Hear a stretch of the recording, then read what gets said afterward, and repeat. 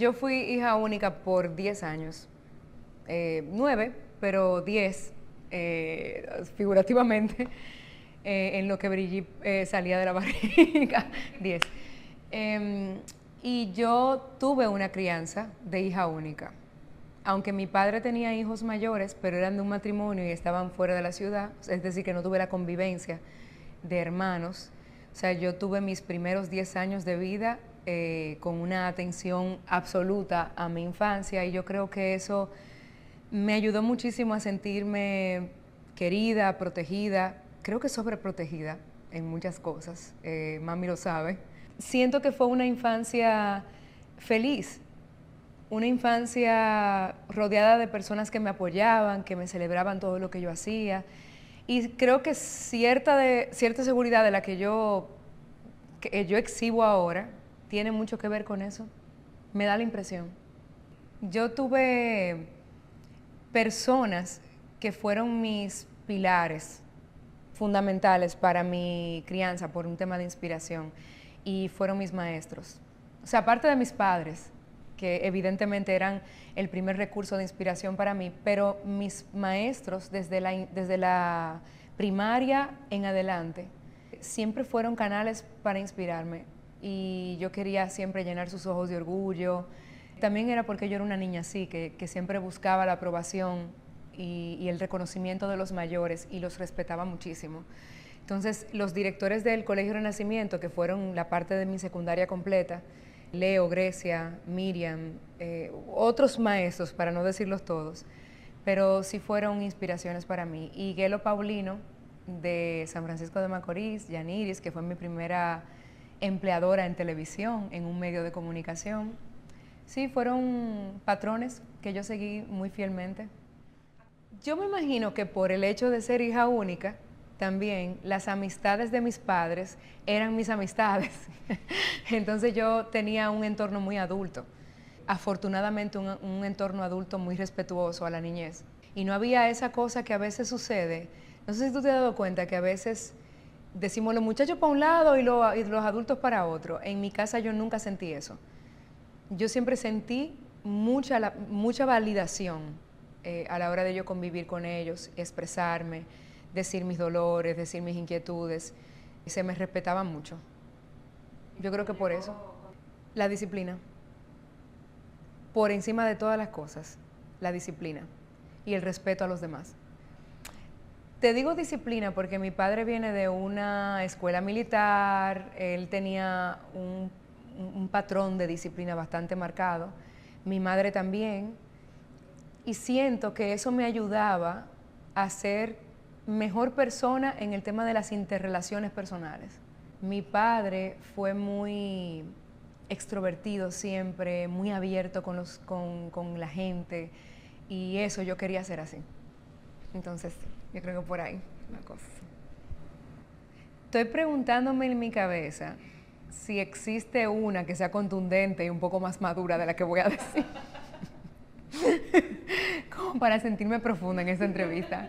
Pero no, voy a decir lo que primero que me llegó a la cabeza. Yo no era miedosa, pero sí tenía mucha intención de siempre ser perfecta ante los ojos de mis padres. Entonces, una vez yo, por estar retosando en el colegio, me caí y me guayé aquí. Y yo recuerdo que eso para mí era un error. O sea, yo había hecho algo malo.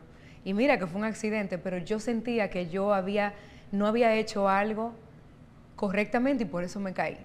Entonces a mí me costó muchísimo enfrentar, o sea, llegar a mi casa y yo le decía, no se lo digan a mi papá y a mi mamá, que se llama. Y era un rayoncito, o sea, yo me acuerdo que, o sea, es una tontería, pero yo creo que eso dice mucho de una persona y de lo que yo era como niña también. Entonces, para mí, yo recuerdo que ese momento cuando yo confesé, sí, me caí y me rayé, y ellos me decían como, ¿y? O sea, como que no pasaba nada, me entiolé, muchacha. Pero sí, fue eso. Yo nunca he salido de ahí. Es una realidad, o sea, tengo que ser honesta. Yo batallo con la idea de de no ser tan dura conmigo misma todos los días de mi vida. En el trabajo, en lo profesional y también en lo personal.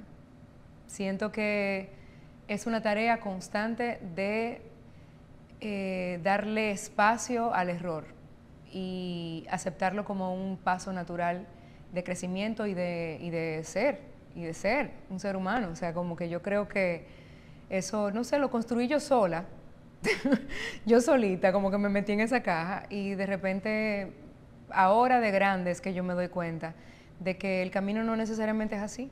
Y creo que estamos viviendo una generación que le da más espacio a eso, mucho más que a la perfección. Entonces yo estoy también abriendo los ojos y cambiando con el mundo. Estoy cambiando con el mundo. Es que yo pienso que el ser humano se constituye en la infancia por muchas razones. De hecho, en el documental que yo dirigí, me enfoco mucho en eso, me enfoco mucho en cuán importante es reconocer las raíces, que para mí la raíz de un ser humano es la infancia, la conformación de la identidad está ahí, y que al final nosotros somos retazos de esas memorias y recuerdos y anclajes emocionales que suceden en la infancia. Incluso me atrevo a decir que desde antes de nacer, desde la barriga, como que uno tiene mucho de lo que pasó en ese momento que era como tan contundente para la conformación de la identidad de cada quien. O sea que sí.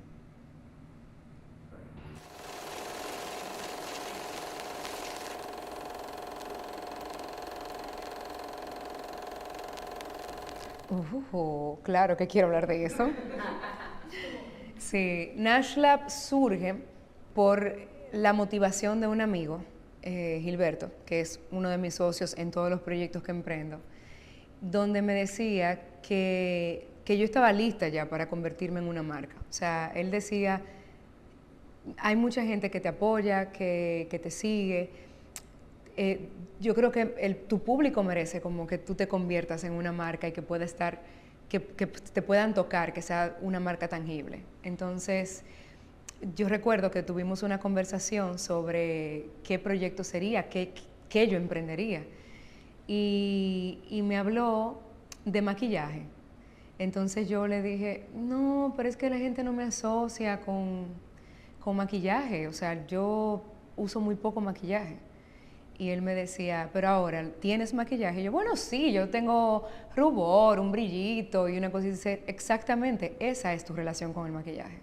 Entonces fue como una lección de que a veces nosotros nos llevamos del concepto social y punto, y no tenemos pensamiento crítico. Y fue como perfecto. Yo decía, claro, por supuesto. Yo tengo una relación con el maquillaje y hay muchas mujeres y chicos también que tienen esa relación con el maquillaje. Entonces yo abrí esta primera colección, y la única por el momento, que es una colección atemporal, que son acentos para la gente que tiene ese tipo de relación con el maquillaje. Y me parecía perfecto y me divertí muchísimo en el proceso creativo, en la selección de los tonos. Y ahora, que aún todavía no hemos lanzado una segunda colección, pero yo siento que esa colección de Costa seguirá viviendo a través del tiempo, porque para eso la creé para que sea ese producto que no pasa de moda, que te acompaña y que acentúa tu belleza natural. Entonces, así fue que surgió todo. Ha sido un proceso tedioso porque para emprender en la industria de la moda y en la industria de la belleza y de la cosmética, tú tienes que tener mucha paciencia. Pero además también tú estás compitiendo con un mercado muy competitivo, o sea, valga la redundancia, pero estás compitiendo con imperios que tienen tienen un aval económico superior al que tú como emprendedora puedes tener. O sea, hablo de pedidos al por mayor, que salen 1000 veces más económicos si tú estás pidiendo millones de ejemplares, pero yo no estoy apenas empezando y los míos son miles de ejemplares. Entonces, eso significa que el producto es más costoso todavía, sobre todo por la naturaleza y la ética sobre la que me baso para elegir el producto. Cruelty free, o sea, libre de crueldad animal, que tenga elementos más naturales. Entonces, me costó muchísimo arrancar. Me costó 5 años lanzar mi primera colección. Entonces yo, en el proceso, yo dije, tú sabes que yo le voy a dar su tiempo, yo no me voy a desesperar, el proyecto no necesariamente está desesperado esperando por mí, él vive solo, entonces le estoy dando tiempo. Voy a seguir con mi primera colección y cuando surja la oportunidad, entonces lanzo nuevos tonos. Pero ese ha sido como el overall de la marca hasta el momento. Bastante linda, muy linda. Sí te puedo decir que la gente todavía en este país se resiste a la venta por internet a nivel nacional. Es increíble. O sea, cuando yo arranqué, yo busqué una empresa robusta de distribución nacional. Robusta.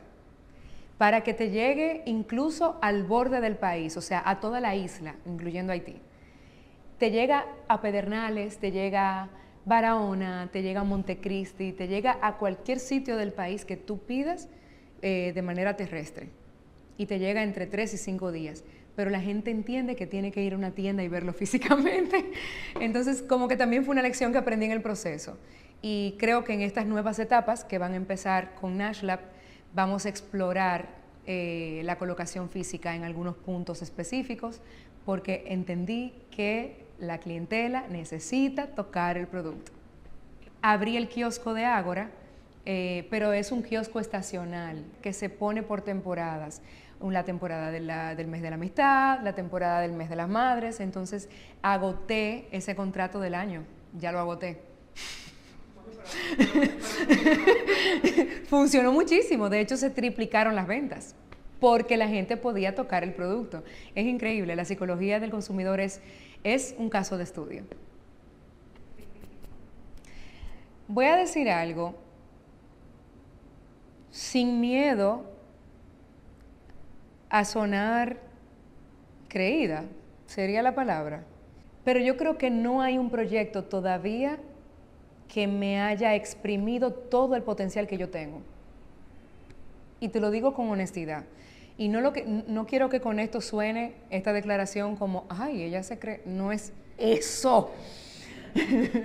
No es eso, por favor, gracias. Es que yo siento que hay mucho dentro de mí que quiero mostrar. Y en los proyectos en los que he estado, sí es verdad que me han rozado en los límites de mis capacidades, pero yo siento que todavía falta un mundo por mostrar de lo que yo tengo ganas de dar. Y me estoy formando para eso también. Me formo para que cuando llegue la oportunidad yo esté lista. Y siento que hay mucho. Y de hecho hay veces que se asoma cierta aptitud o capacidad que yo tengo para algo de manera artística o en ejecución de producción, por ejemplo. Se asoma en algunos proyectos, pero siento que puedo dar mucho más. Y yo creo que también eso responde a mi exigencia personal de dar siempre mucho más y dar más. Y yo creo que es parte también de mi crecimiento y de mi apuesta a mí misma, de que yo sé que yo doy más. Incluso a nivel de comunicación también, que yo creo que ahí yo estuve en los mejores programas, en los programas más sólidos de esa época, cuando yo empecé en televisión. Luego produje y conduje como jueza Dominicanas Got Talent, que es uno de los proyectos más ambiciosos y más importantes de la televisión dominicana hasta la fecha. O sea, y es lo que te diga, como que puede verse a un pico, pero yo sé que puedo más. Así que productor, productora que me está viendo, este es el momento. Y como actriz, o sea, es que sí, es que lo veo. Como actriz yo he tenido proyectos que, es lo que te digo, me llevan un poco al borde. El Año del Tigre, por ejemplo, como personaje que soporta una narrativa de una comedia oscura. O sea, esta comedia está sostenida sobre el personaje femenino, que es mi personaje, Gwen. Es una mujer que tiene un trastorno de la conducta. Es una comedia, pero también tiene mucho drama incluido, entonces era un completo. El método con el personaje de Esther, un personaje tan ambiguo y tan nebuloso en muchas cosas, como pasar por la línea de la verdad sin que parezca una pretensión como actriz, es un reto también en un personaje como ese. Hotel Copelia, por el elemento de la historia y por la naturaleza del personaje que yo estaba interpretando como trabajadora sexual, que son cosas en las que yo no he rozado personalmente, entonces evidentemente es un reto hacer algo nuevo. Mariposa de Acero por ser un musical que me lleva a tener un desempeño corporal y vocal que yo no había tenido en otro proyecto. O sea que por eso te digo que creo que todavía falta mucho más a nivel profesional. La industria del arte está bien posicionada, pero sí es verdad que para los ojos de la sociedad el arte siempre es como aquel primo romántico que no es necesario, y para mí sí es necesario. Entonces yo creo que más que desde el lugar del espectador, yo creo que a niveles de políticas públicas, el arte y la cultura siempre está como romantizado. Y aunque sí, el lenguaje que utilizamos es un lenguaje intangible, de creación y de un mundo sin fin, como que no se puede palpar necesariamente, pero yo creo que el arte es la herramienta más poderosa para elevar un pueblo y hacerlo crecer, hacerlo entender lo que tiene, de lo que es dueño. Entonces sí, eso es lo único, como que a nivel de arte, para mí eso pudiera mejorar, la relación que tenemos con eso y la prioridad que le dan en las políticas públicas. Mis exigencias tienen mucho que ver con lo que por ética y criterio artístico yo defiendo. O sea, no te puedo decir que en todos los proyectos yo he tenido ese nivel de exigencia a nivel de criterio, pero sí trato de hacerlo en la medida de lo posible. Trato de que los proyectos en los que estoy como actriz tengan un parámetro de valores de producción, que tengan una historia digna, o entretenida, o romántica, o muy oscura, pero que tengan algo que mostrar. O sea, que no sea plana, que no sea una historia plana que pase sin generar o provocar ningún tipo de sentimiento en la gente. Yo también pienso que el cine, aunque el cine educa en muchas de las cosas, en muchos de los escenarios, pero yo pienso que el cine lo que tiene es que provocar, más que educar es provocar que haya una inquietud de tu parte, una incomodidad valiosa, una pregunta que te hagas después de hacer la película. Entonces, para mí, los guiones los leo con esa intención de que quede algo, ¿no? Como después de que la gente ve la historia.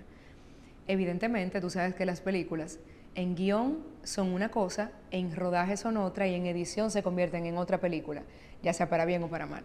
Entonces, lo que me toca a mí es proteger el proceso de la decisión y la ejecución del personaje. Ya luego, evidentemente, eso le toca a otras manos. Pero sí.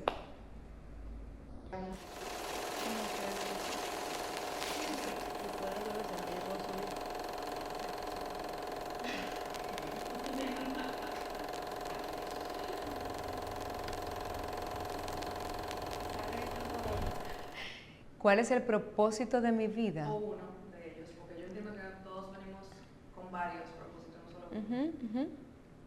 Ser feliz, perseguir la felicidad y atraparla en los momentos que me llegue. Yo creo que a grosso modo sería ese. Es mi razón para levantarme de la cama todas las mañanas, como intentar tener un buen día, que para mí es ser feliz, o sea, tener un buen día, compartir con la gente, darle amor a mis perritos, crecer profesionalmente, y todo eso me trae felicidad, momentos de placer. O sea, la felicidad no es un estado eterno, es un estado que se atrapa, como que de repente lo tienes por cosas que te pasan o por cosas que provocas. Pero sí, yo creo que es la persecución constante de momentos de felicidad. Ese es mi propósito. Con entendimiento. El entendimiento es mi superpoder en muchas razones. Porque cuando me pasa algo que no logro comprender, yo me esfuerzo en entender la situación y hacer las paces con la situación y lidiar con ella, mejorarla, sostenerla, aguantarla hasta que pase, hacer algo con eso, ¿no? Pero como que primero ese ejercicio de entender por qué me pasa, desde dónde me está pasando y para qué me pasa algo, yo creo que son preguntas que me hago inconscientemente, no las hago en ese orden, pero las aplico para sobrellevar, porque al final, si pasó algo, ya pasó, hay que resolverlo. O sea, como que yo creo que yo no me atrabanco en la frustración. Sí pasa la frustración, pero un momentito y ya, es como que vamos a resolver. Yo trato de respetar mis estados, los estados vulnerables por los que paso. Gente que está cerca de mí puede confirmarlo, que yo he pasado por etapas donde no me siento necesariamente optimista, bien, capaz de salir a la calle y ganarme el mundo, ni nada, y me quedo en mi casa tranquila y me desaparezco. Porque me gusta también ese estado de protección de mi guarida, como de sentirme a salvo en la intimidad de mi hogar. Y creo que es el lugar donde yo protejo mi salud mental. Yo creo que mi forma de blindarme y de proteger mi salud mental es también encontrando esos huecos íntimos donde nada me salpica. Y las únicas personas que pueden entrar son personas de mi círculo bien cerrado.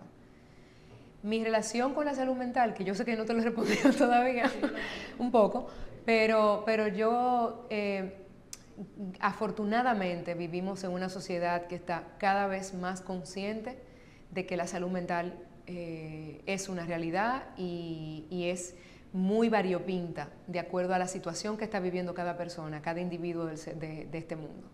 Entonces siento que ahora hay más respeto, falta muchísimo, pero hay mucho más respeto de esos estados y me gusta ser parte de esa generación que lo ha cambiado, que ha cambiado ese concepto. Voy a aprovechar esta respuesta para decir algo. Te puedo decir cosas que he aprendido, que no son fáciles de aprender y son duras de aceptar y me han dado mucha paz mental. La primera es que el error es válido. Lo que hablábamos de la excesiva perfección de todo lo que uno hace tiende a encerrarte en una jaula muy injusta para la humanidad, o sea, como para lo que somos como seres humanos. Entonces, entender que el error es válido, fracasar también está bien, porque aprendes de ahí. Perder algo te ayuda a valorar lo que perdiste y a lo mejor a protegerlo mejor para que no se te vaya lo que todavía tienes. Saber que no somos el centro del universo, eso me ha enseñado muchísimo y me ha humildecido. Sé que es una palabra que no existe, pero me encanta. Me ha humildecido mucho. Entender que yo no soy el centro del universo. Entonces, profesionalmente, eso también ayuda mucho a bajar los niveles de arrogancia, de prepotencia, de soberbia y entender que hay más gente en este mundo, tú sabes, haciendo lo mismo que tú, celebrando lo mismo que tú y tú tienes un espacio. O sea, creo que eso me ha ayudado a mí como persona a pasar por el mundo, como bien, en paz y en respeto a los demás también. Hay más lecciones, pero si quieres que esto acabe pronto, podemos parar ahora. Ok, tú me encantas. Ok. ¡Ah! Primera vez que lo voy a decir, ¿eh? Primicia. Exacto. Teoría con Ash. Todos los problemas del mundo se resuelven cediendo el paso. Te explico por qué. Me voy a desplayar, ahora sí, es verdad. Cuando tú cedes el paso en el tránsito, aún teniendo prisa y aún sabiendo que eso te puede entre comillas, retrasar tu tránsito hacia tu destino final, te ejercita la capacidad de empatía y ayuda a que esa otra persona que también a lo mejor está súper rápido, de repente también como que pueda fluir. Entonces, tu ansiedad no acapara la realidad de los demás. Y de hecho, es aquella famosa frase de vísteme despacio que voy deprisa. Si nos detenemos a pensar un poquito, antes de meternos en la intersección, antes de meternos en la intersección, si nosotros pensamos un poquito y tenemos un poco de sentido común y sabemos que si dejamos que el otro pase y después pasa tú y el otro pasa, se vuelve un ambiente de sentido común espectacular en ese lugar y todo el mundo llega a tiempo. Pero tú tienes que hacer lo tuyo, o sea, tú tienes que aportar cediendo el paso. Entonces eso te ayuda mucho a la conducta cívica, a la conducta de sociedad. ¿Qué más? Hay muchísimas otras lecciones que pueden salir de ceder el paso. Les invito a todas las personas que están en sintonía en este momento a explorar todas las ventajas de ceder el paso. Uno de mis mayores miedos es perder la capacidad de asombro y de maravillarme de las cosas. Porque ahí sí es verdad que la vida se vuelve aburrida, ahí sí es verdad que no hay sentido como para salir y conquistar algo nuevo. Esa ilusión que tenemos de adolescente, de niño, que yo quiero no perderla nunca, de verdad, y trato de hacerlo, como de... Y a veces me veo en el otro lugar, en el lugar como del adulto aburrido que no ve esa parte y hago de que no, espérate, disfruta el momento, disfruta eso, disfruta la risa, disfruta ese error, disfruta, o sea, como que es mi ejercicio constante. No perder la capacidad de maravillarme.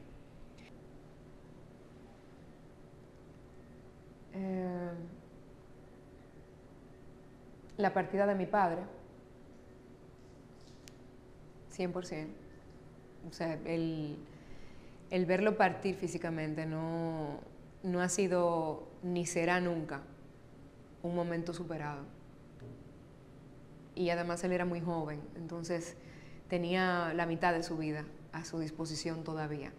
Sin embargo, me reconforta saber que mi padre vivió lo que podía vivir, lo vivió al 120%, dando mucho más y enseñando mucho más en 24 horas que cualquier ser humano promedio.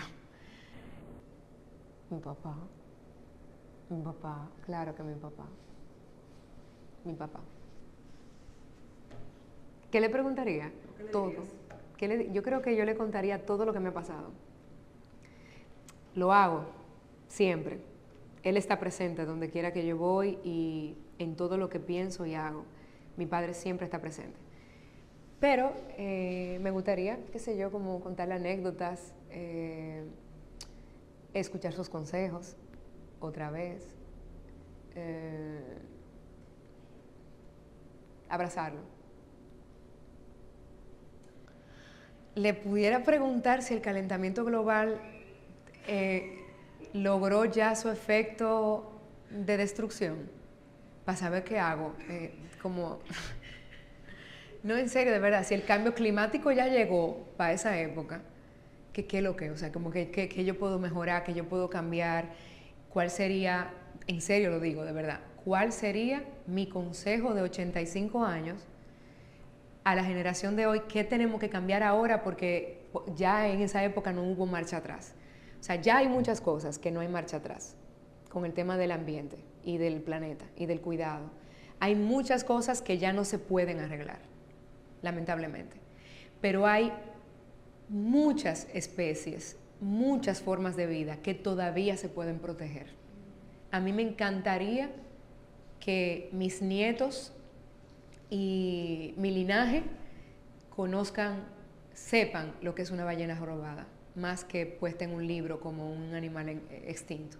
O sea, yo quiero eso. Entonces yo creo que yo me atrevería a agotar. Si es una sola pregunta que le puedo hacer a Nashla de 85 años, sería: Nashla, dime, ¿qué ha pasado? ¿Qué se ha perdido? Para yo saber qué puedo recoger.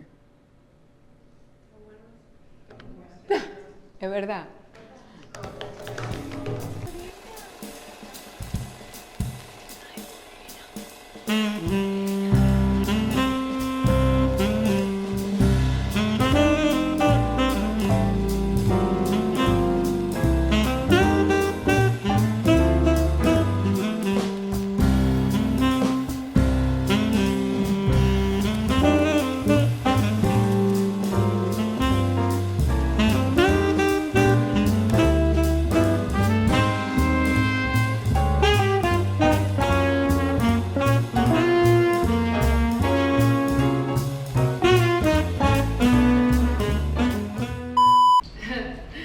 Bienvenidos a mi casa. Claro, aquí estoy de camino a uno de los pósters de mi artista favorita, que es Iris Bourgeois. Como no tengo dinero para comprar una obra original de ella, tengo un póster. ¿Algún problema?